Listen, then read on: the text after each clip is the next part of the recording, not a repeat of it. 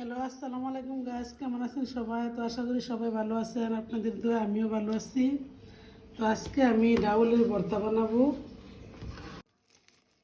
মরিচটা এখন একটু মাখাই নিব। মরিচের সাথে আমি লবণ দিব না, কারণ ডাউলের সাথে আমি পরিমাণ মতো লবণ দিয়ে ডাউলটা সিদ্ধ করেছি। এখন মরিচটা ভালোভাবে মাখিয়ে নিব।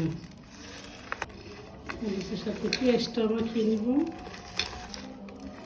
তো অনেকে আপনি ভর্তার সাথে সরিষার তেল দেয়, আমি আবার ডাউলের ভর্তার সাথে সরিষার তেলটা আমার পছন্দ না, তার জন্য আমি তেলটা দিব না। এখন ডাউলটা দিয়ে দিব।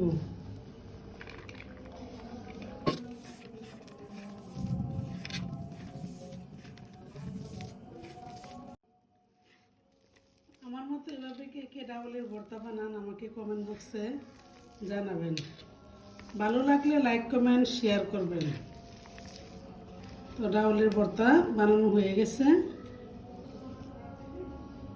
আল্লাহ হাফেজ, সবাই ভালো থাকবেন।